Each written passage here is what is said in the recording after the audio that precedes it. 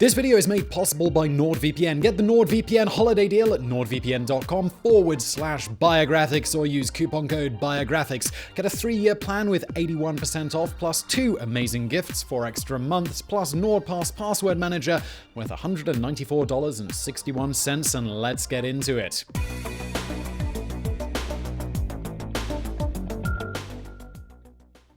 Thanks to the 1995 Mel Gibson movie Braveheart, most people are fairly familiar with the name William Wallace. Unfortunately, thanks to the same film, most people have a mental picture of him that varies between mildly inaccurate and completely wrong. But he was, of course, one of Scotland's most iconic freedom fighters, right? Well, the truth is fairly difficult to track down, in large part due to the fact that he lived in the 13th century. Records back then were iffy at best, and doing even just a little bit of digging uncovers the fact that some of the original sources for many of the well-known facts about Wallace's life were viewed as dodgy right from the beginning. Wallace exists in that strange realm somewhere between historical fact and oft-told legend, which means separating fact from fiction can be tricky at best. We're going to give it a try though, so stay tuned.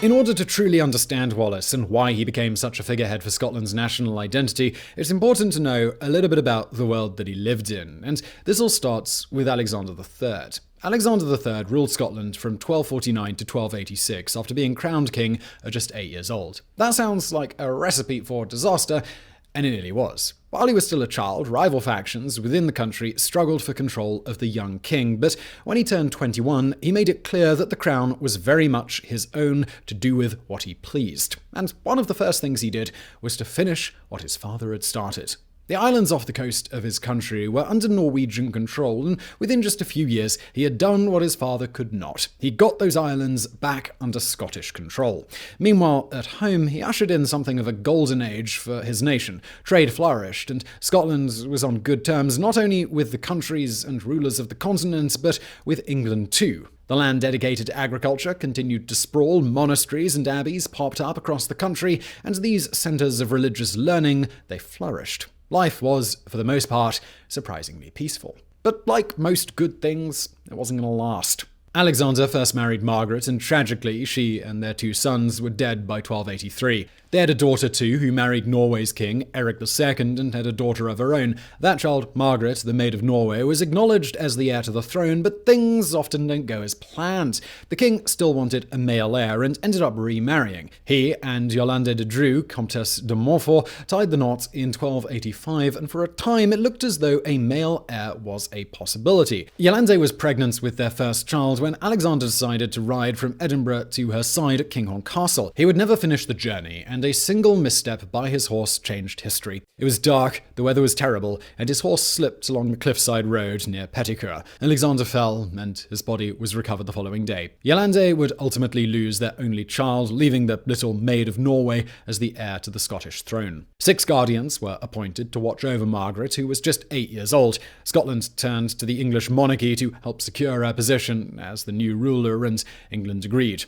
The king, Edward I, drew up a treaty which not only betrothed the little Margaret to his own son, who would later become Edward II, but also guaranteed Scottish independence. In 1290, Margaret, the Maid of Norway, left Bergen and headed to the aptly named St. Margaret's Hope in South Ronaldsay. And there she died. She passed away after suffering from severe seasickness, and this is where the tale turns. Had Margaret wed Edward II, Scotland and England would have been united peacefully. Instead, Scotland was left with no immediate ruler, and now England had a claim.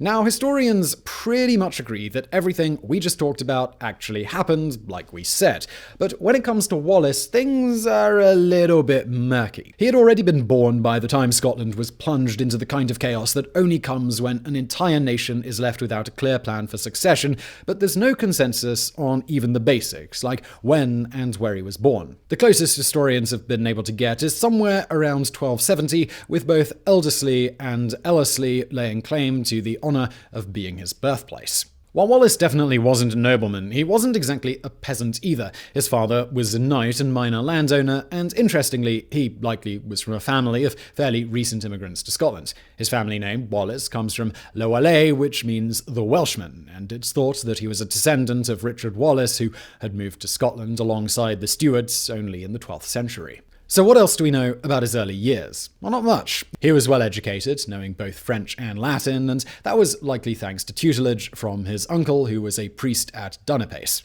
Given his later successes on the battlefield, historians have surmised that he had military experience before his rise as a revolutionary, and it's even been suggested that he fought for Edward I in various Welsh campaigns. It's also thought that Wallace had run-ins with the law well before he answered the call of the revolutionaries. Wallace took the education that his uncle had begun and headed to Dundee to finish it. According to one story, that's where he killed the son of an English constable who had insulted him. It's also believed he killed several English soldiers after they confronted him for stealing illegal fish, and it wasn't until 1297 that he became something more than a common miscreant. And this is where we're going to take a moment for a very important aside. There are only a few instances where a reliable source recorded information about Wallace, and most of those have to do with his two most famous battles, Falkirk and Stirling Bridge, and, spoiler alert, his execution. Aside from that, sources are a little iffy.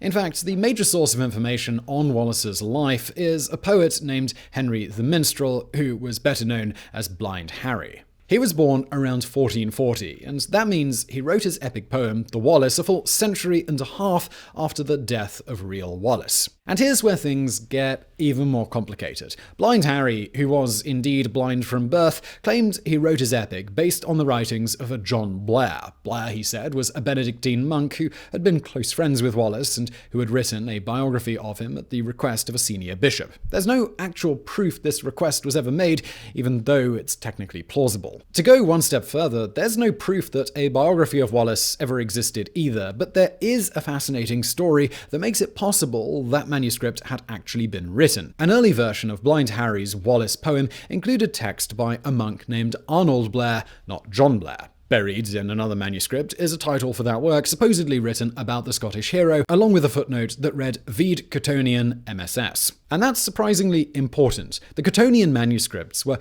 given to the British Museum in 1700 by Sir John Cotton, and only 31 years later, a fire destroyed about a quarter of the manuscripts in that collection. Was Wallace's biography among them? Well, we have no idea, and that means it's impossible to trace many of the details of Wallace's life back beyond Blind Harry. As if that isn't confusing enough, there are plenty of details in Blind Harry's definitive Wallace work that historians have proved to be false. One of the very first assertions Blind Harry makes is that William Wallace was the son of Malcolm Wallace. He wasn't. In 1297, Wallace wrote a letter to the mayors of the German towns of Lübeck and Hamburg. The letter has survived along with Wallace's own personal seal. It shows a hand drawing back the string and arrow of a bow, and it includes a Latin inscription that translates to William, son of Alan Wallace. And that calls into question the historical accuracy of one of the most famous and oft-repeated episodes in Wallace's life. The popularly told tale is that Wallace had married a woman named Marian and was visiting the lady and their daughter when English soldiers got wind of his location. He ran and rallied his own men, but Marian was executed in the meantime, and this cemented his determination to free Scotland from the English rule. So, did it happen? Well, maybe, but also maybe not.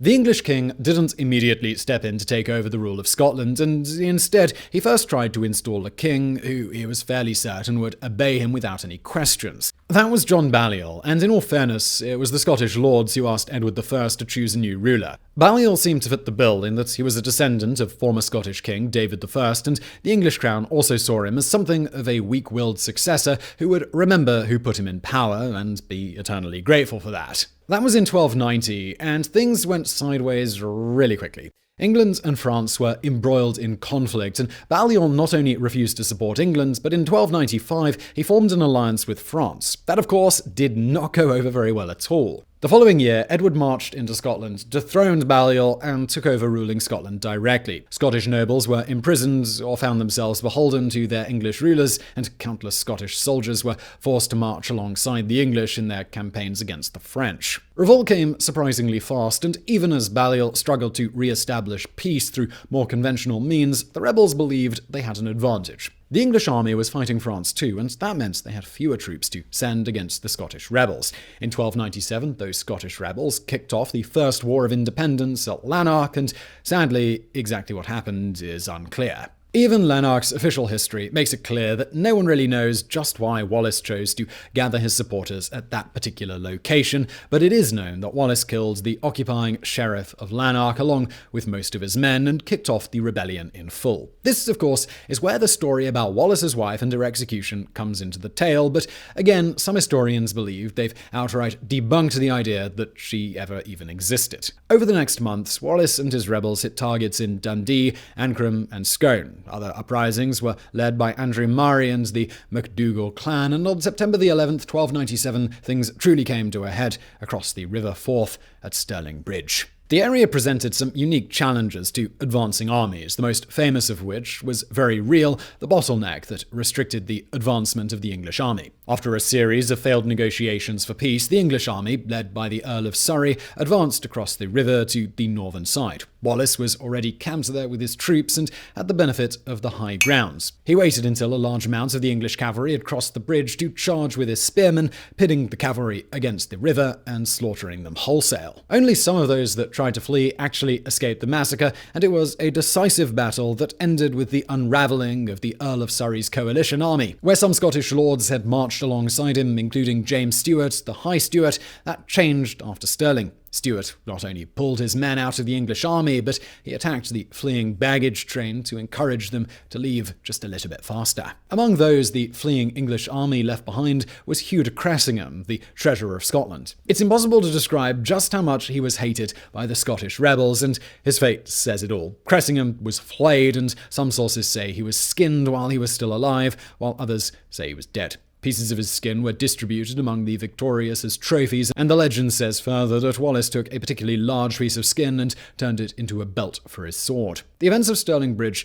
made that Wallace was a hero, sitting at the top of a victorious Scottish army. Unfortunately for Wallace, it was a short-lived victory. Now, just before we get into the rest of today's video, make sure you protect yourself while you're out there in that scary world that is the internet. If you're buying things online and you're using a public Wi-Fi spot, think about coffee shops, maybe online shopping for Christmas gifts or something like that, well, you really should be using a VPN, and that's where NordVPN comes in. I know it's tempting not to bother and sort of just hope for the best, but really those stories you read about online about people having their data stolen do happen, and I don't want that to be you. Whenever I'm browsing on public Wi-Fi, I just keep NordVPN on all the time in the background so I don't have to worry about people stealing my data. But it's not just about security, you can also use it to change the country you appear to be in so you can get video content or other content that might only be available in specific geographic locations. NordVPN is super fast, so watching videos through it, no problem, there's no lag whatsoever. Now, you might have heard about the Nord breach in the news recently, but it's important to point out that no user information was exposed because NordVPN doesn't keep any logs on its servers because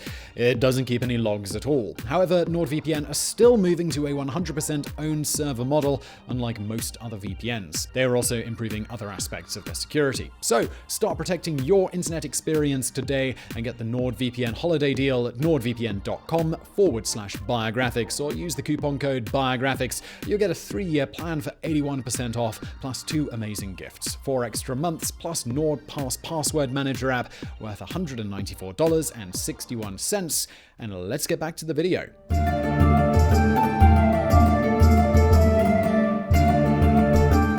After Wallace routed the English troops at Stirling Bridge, he was honoured at a ceremony in Kirk of the Forest. Scottish nobles named him Guardian of Scotland, and this is one bit of the Wallace story that historians know a lot about. In 2016, the Scottish Borders Council and the University of Durham conducted a geophysics survey that uncovered the ruins of the medieval chapel where Wallace would have been honoured hundreds of years ago. Unfortunately for the Scots, Wallace's triumph would quickly turn sour. Edward I was a monarch not about to stand for the humiliating defeat his troops had suffered at Stirling, and in 1298 he marched on Scotland with thousands of cavalry, infantry, and archers, armed with one of England's greatest weapons, the longbow. And that ended up being Wallace's weakness. Stirling Bridge may have been a triumph, but this conflict at Falkirk was a brutal defeat for Wallace and his rebels. The English monarch had learned from the mistakes that the military made at Stirling Bridge. Wallace had favoured a technique where he put his spearmen into a series of groups called schiltrons, and against cavalry, it was a brilliant and deadly strategy. Against longbows, it wasn't nearly as effective, and for the first time, Edward I's longbows decimated an enemy. Those that didn't fall to the raining arrows were sent fleeing by charges from the English cavalry, and although both sides suffered massive losses, Wallace's lost something else: support. Wallace retreated to regroup, and for the next few years, he disappeared from mainstream history. The hero who had, not long ago, sent letters to the other leaders of Europe proclaiming Scotland's independence from England had escaped, but he had also resigned his position as Guardian of Scotland. Over the next few years, he travelled abroad and met with some of those same leaders, hoping to cement allies for the Scottish cause. Like the sources for much of Wallace's life, sources that talk about his time abroad also vary greatly in the details, but there are some fascinating tidbits to be gleaned from them.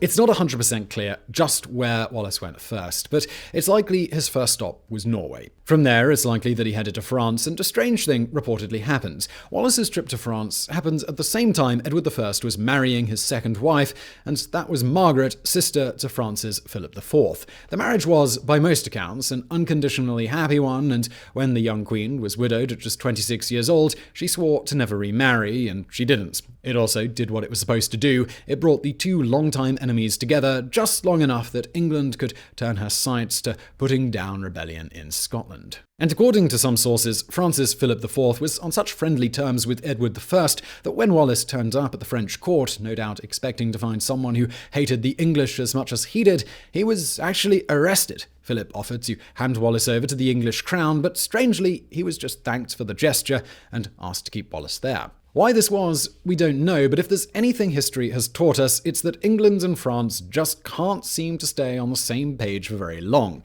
Within the year, Wallace had gotten back in the good graces of the French king. Not only was he released, but historians believe they know he was going next, and that was to Rome to plead his case for Scottish independence. But here's where things get slightly complicated, and it's also the perfect example of just how little we really know about Scotland's largest hero. It's going to take a little bit of fast-forwarding to 2011. At the time, there was a letter sitting in the National Archives in London, and it was said to be a safe conduct letter written by Philip IV and addressed to the Pope. The letter confirmed Wallace's high standing with the court of France and asked the Pope to consider that when he was deciding whether or not to hear Wallace's case. There were two theories as to the provenance of the letter. One suggested that it had been taken from Wallace when he was arrested by the English forces in 1305, while another suggested it had been carried by someone else entirely and intercepted by spies. The letter was given to the National Records of Scotland under a long-term loan agreement, but there's still a lot of mystery surrounding it. There's no evidence to suggest Wallace ever made it to Rome, and when it comes to the question of whether or not he was carrying the letter when he was arrested, the closest experts have been able to get is just basically, well, probably. And that's kind of surprising. Wallace is this important, larger-than-life figure that represents Scottish independence, but when it comes to concrete facts and artifacts, there's just not that much there. This letter, along with the one we mentioned earlier, is it, as far as Wallace documents go. That being said, we're getting to the end of Wallace's tale, and it's not a happy ending. Some accounts suggest that around 1303, Edward I offered Wallace the chance to surrender and pledge his loyalty to the English crown, several times in fact. Wallace refused, and even that is up for historical debate. The sources that claim clemency was offered are English, so it's unclear just what the truth is. It's not known exactly when he returned to Scotland from travelling to Europe, but we do know he was showing up in skirmishes across the countryside in 1303. After his refusal to bend to the knee of England and Edward I, Wallace was officially declared a traitor to the crown and an outlaw. This declaration, it was a powerful one, and it meant it was open season on him. Anyone could kill him without mercy or feeling the least bit of guilt, and on the same note, giving him aid or safe passage was considered treason. It wasn't long before he was captured and handed over to the English by a fellow Scotsman named Sir John Menteith. And this is where we can say, without a doubt, that we definitely know exactly what happened to Wallace. He was executed in London's Smithfield area on Monday, the 23rd of August, 1305. We know because the event, the spectacle even, was recorded by numerous monastic chroniclers, and for the most part, their testimony was the same. The execution itself was a long, gruesome affair, but there was a method to the madness. The punishments were handed out to fit the crimes that he had been found guilty of, and first was the crime of treason. As punishment, horses dragged him through the streets of London to the site of his execution. Next was the punishment for murder and robbery, and that was to be hanged until not quite dead. He was cut down and then suffered his punishment for the desecration of churches. He was castrated and disemboweled, his organs set on fire in front of him. Whether or not he was aware of what was going on, sources are vague. They do seem to agree that when he was cut down from the gallows, he was still very much alive. Lastly was the punishment for being named an outlaw, and that was beheading. His head was mounted on London Bridge, and what was left of the rest of his body was cut into 4 parts and displayed in Newcastle upon Tyne, Berwick upon Tweed, Perth, and Stirling. When we call the entire thing a spectacle, it really was. His execution marked the opening of the Bartholomew Fair, which was one of the largest communal gatherings in 14th century England. There is a bit of irony here too, in that St. Bartholomew was both the patron saint of butchers and of tanners. Was Edward I making a statement, bringing an end to Wallace's rebellion on the day dedicated to the patron saint of butchers? Well, maybe, but it is, of course, impossible to say for sure. St. Bartholomew's apocryphal literature has him learning the secret cosmic knowledge from the divine, bringing together goats, leopards, and even a werewolf in peace. Wallace reportedly skinned Hugh de Cressingham and wore his hide as a belt long before he was beheaded by the English king, and St. Bartholomew was both skinned and beheaded before being dismembered and having his remains scattered to the 4 winds. Much like Bartholomew became one of Christendom's most tormented martyrs, Wallace became an even more important figure for Scottish resistance after his execution, and remained so for hundreds of years. So I really hope you found that video interesting. If you did, please do hit that thumbs up button below. Also, why not subscribe, hit the notification bell, and I'll see you next time.